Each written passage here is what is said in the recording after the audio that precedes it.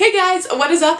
My name is Megan and welcome back to my channel, or welcome if you're new. Hope you guys are doing well and staying safe. Today we are here to talk about all the books I wish I read in 2020, but I either didn't take the time to read or just hadn't had much interest in them, but now it's suddenly come back to my attention that I actually want to read these books.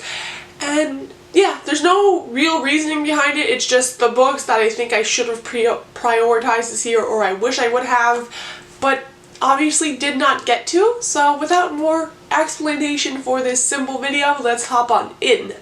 The first book I really wish I would have gotten to in 2020, and probably my biggest priority out of all the stack, is The Vanishing Half by Britt Bennett. This is an adult literary fiction novel, and it follows two twin sisters who at the age 16 both try to escape the town that they live in and go their separate ways. It follows them into their adult years when one of them has actually gone back to this town they tried to escape at their teen years with her young daughter, and they are both black. But however, the other twin sister lives on the other side of the country, and she's actually white passing, lives with a white husband, and her husband has no idea of her past and all of the things that occurred in her life when she was younger. And it's their story and how their stories intertwine with their daughters, I believe. I think both of them have children, and for some reason or another the children will become interconnected. This follows the years 1950s to the 1980s or 90s, I believe. I think this will be a very educative read, something that will be poignant and something that's important to read about, and it's on like my priority list. Then we have the sci-fi series, The Misfiles. I read Sleeping Giants, which is the first book in this trilogy, and I am listening to them via audiobooks. I still have them, but I just don't have a lot of time to listen to audiobooks because most of the time I'm either doing YouTube, reading, going to school, or going to work, but I don't really make time or have time to listen to audio. But I absolutely want to read these audibly, or listen to them, I guess, because it's a full cast narration, and I just loved the first audiobook. This is a series that follows a scientist as well as an entire cast of characters, and this specific scientist is called Rosa, and when she was young got a bicycle for her birthday, and she ended up falling into this huge metal hand while she was out biking. Years later, she's actually on the research team to figure out what exactly this hand is, where it came from, what it's made of, and we follow her as well as a linguist and people who are part of the military that are now included in this project, and all of this is told in interview forms as well as case files and so many other things. I adore this series, the first book actually, but I've heard many great things for the rest of it, and so I really need to keep going. Plus, I believe Scythe, who is the author of this trilogy, is Canadian, and I am Canadian as well, so I try to encourage my Canadian authors as much as I can. We then have a book series which I feel I've talked a few times about during Bookmas. However, it is something that I discovered this year that I did not expect to love. I thought the hype was maybe overdone, but I'm just very late to the bandwagon, and that is the Scythe series. I read Scythe this year, gave it 5 out of 5 stars. It will probably make it to my either most surprising or best books of 2020, but I still need to get to Thunderhead and the third book as well. This is also a trilogy, and I can't believe I love these books so much. I obviously haven't read the last two, but it's just such an interesting dynamic, and I had such a thought process when reading the Scythe that I just need to keep going. If you have not heard of the Arc of a Scythe series, basically it follows a world where all kind of normal ways we know of dying have been eradicated. So there's no famine, there's no wars, there's no like death of sickness. All the technology advances far enough that you can kind of live forever, and so the only way to die in this world is to be killed off by a scythe. The two main characters we follow in the first book are under apprenticeship. Basically, they are both under this one scythe, and they are competing to become a scythe, although neither of them really want to become one, and the person who wins the apprenticeship will be a scythe, but they have to kill off the other person, and it's just an entanglement of morally great characters and doing right things for wrong reasons or wrong things for the right reasons, and it makes you think of our world and how we got there and just what we prioritize as a civilization. It's just, there's so many things in this dystopian world, and I loved it to pieces, and so I definitely want to keep going with the rest of the series. I also have a few YA books on this stack. The first one is More Than Maybe by Erin Hahn. I don't remember a lot of the synopses, but I know it has to do with two main characters and music. I think the male main character in this is part of like a famous family. I believe his dad was famous, and he kind of saw all the repercussions it had, and he really does not want to be famous. However, he does have this passion and pretty much talent for songwriting, and I think he has this crush on a girl who either has a blog or something, and she is the other character who we follow, and I think she might be in the music industry as well, and I think they're either going to meet or something will happen. I just know that Erin Hahn has these like books with synopses that make me so interested in them. I haven't read her other book either, but I just think I will love them. Anything that has to do with like music or fandom or being famous is something I really enjoy, so I think this will definitely strike a chord, no pun intended.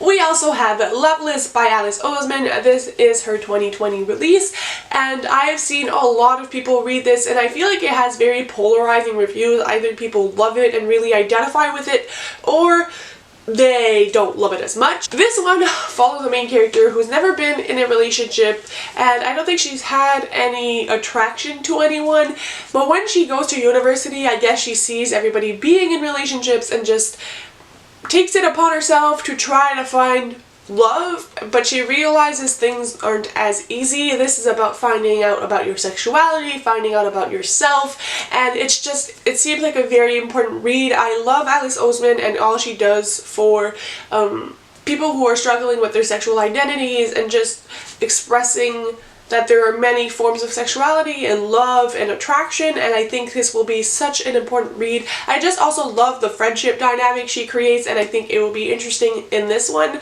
I have also seen a lot of my favorite booktubers read this and have very emotional reactions to it, so I cannot wait to see what I think about this one, and obviously have not gotten to it, but I really want to. We also have We Are the Wildcats by Siobhan Vivian.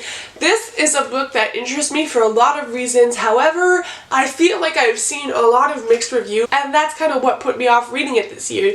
But I'm still really interested, one, because this is a book that focuses on field hockey, and I played field hockey for years in my high school days, and I absolutely love the sport, and I don't think it's something that's really mentioned in books or anywhere really, unless you're like part of a culture or area that plays it as a sport, and I think it's going to be really interesting to see how an author replicates that in a book, because I think you really need to know about the sport in order to be able to capture it. It's not like football or baseball or something that's more like trendy all the time, and also because I think this has to do with a coach that might not be the best.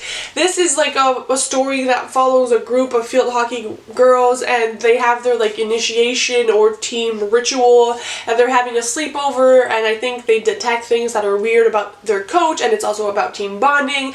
I don't really know where this story is going to go, but I hope it touches on important topics. I might be mistaken, but that's kind of why I want to read it. That and the field hockey element makes it stay on my radar. I stare at it on my shelf all the time, and I just need to pick it up and start reading, basically, like I need to do with the rest of the pile. And then my final YA book of the stack is You Should See Me in a Crown by Leah Johnson. This book has been extremely hyped up on the internet for 2020. It follows a black main character. This is from a black author. It's a debut novel. It was the Reese Witherspoon pick for YA for the book club 1 month, and I've just heard so many incredible things about this. I think this follows a young girl who really wants to get into a pretty elite school in the US, but she doesn't have the funds to do so, and she was counting on this scholarship, which she does not end up getting, but she still has a chance of earning enough money to enter the school if she wins the prom queen. The only thing is, she's not very popular, she's never paid attention to it. never really considered it as something to do, but with the help of her friends, I believe they create a campaign, and I also think that our main character falls in love with one of the other girls running for prom queen, so there's going to be a female loves female relationship in here as well, and I just think it's very progressive for YA, and I think it's going to be an adorable book, and I really do hope she gets the scholarship. That would make my heart happy. Even if I'm not connected to the character, I still wish her the best, so I definitely want to get to this as soon as possible. And then we fall into the adult romances. I have 4 of them here, the last 4 books to talk about. The first one being Manhattan by Candy Steiner. First of all, the cover of this book is what grabs my attention every time. It's exactly what I love in covers, the color palette, the cute couple on there. It just makes me so happy. This is a friends to lovers, I guess, relationship, or at least I hope it ends up that way. It follows, I don't know if this is dual perspective, I think it is, which is my favorite thing in the world. Yes, it is. And basically it follows 2 best friends, and one of them, the male, was in a relationship with this girl and she ended up breaking her heart, but our main character, who is the female, has always secretly crushed on her best friend, and she has to convince him in one summer to not move away to New York because that would mean the end of their friendship and any possible relationship between them. And so I think it's them falling in love over the summer and kind of seeing themselves as not only best friends anymore.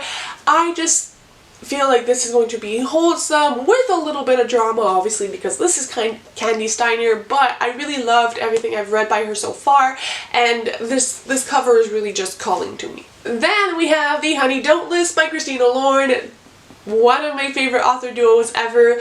I can't believe I didn't get to this book, but I think it might be, again, that there have been some mixed reviews on this one. However, I still really want to read it. This follows, I don't know if it's, I should look if these books are dual perspective, but I think they are.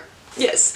It follows 2 main characters who both work under these people who are very, like, HGTV couple, like, and they're very popular, and I guess it's both their assistants, and they have to go on this tour with them.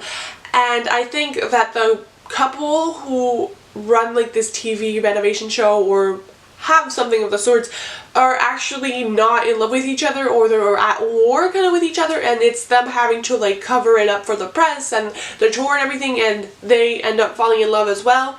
I don't really know much else about this. I just think I love anything that has to do with, like, a renovation show, and I love Christina Lauren's writing, so I really do need to get to it.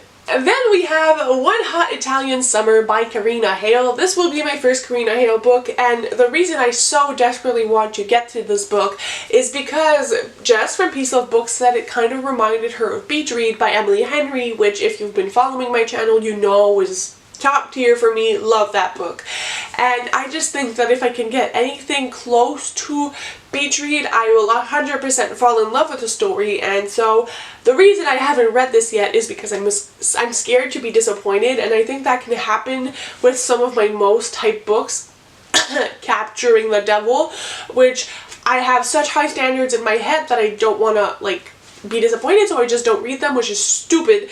But this follows the main character. I believe her name is Grace, and she is an author, and I think that someone close to her or in her life have passed away, and it kind of has put a lack of inspiration in her life for her novel. And so her agent, I believe, says that she has this house in Italy and that our main character can go there for the summer and gain inspiration and write, and so our main character goes there, but it ends up being that the house is actually occupied by this man and his kid, but he lets her stay through the summer, and I think it's them bonding over the summer in Italy and our author also writing. I'm very excited for this, and I just hope it lives up to my expectations when I do pick it up. And the final book is You Had Me at Hola by Alexis Daria. This has been a romance that was super popular on Bookstagram and Booktube during 2020 that I simply didn't get to. Don't ask me why, I just think 2020 got away from me, honestly, and I'm still very interested in this one. I have heard either excellent reviews or meh. but this is like a soap opera novel, and I think it's like two actors on this soap opera and they end up falling in love, and I don't really know much more about that, and I don't want to because it's a romance and I feel like it's easily spoiled. But the cover is gorgeous. I like the idea of like following actors, and I just think it's going to be a fun time. I think one of the reasons I was put off by this is that there's a trope in here that I don't usually love. I'm not sure if it's accurate or not. I will need to read it, but it's still very much on my radar. So that was a long rambly video. I really hope you guys enjoyed. Let me know what you didn't get to in 2020 you wish you did, and I'll see you tomorrow with another video. Bye guys, happy reading.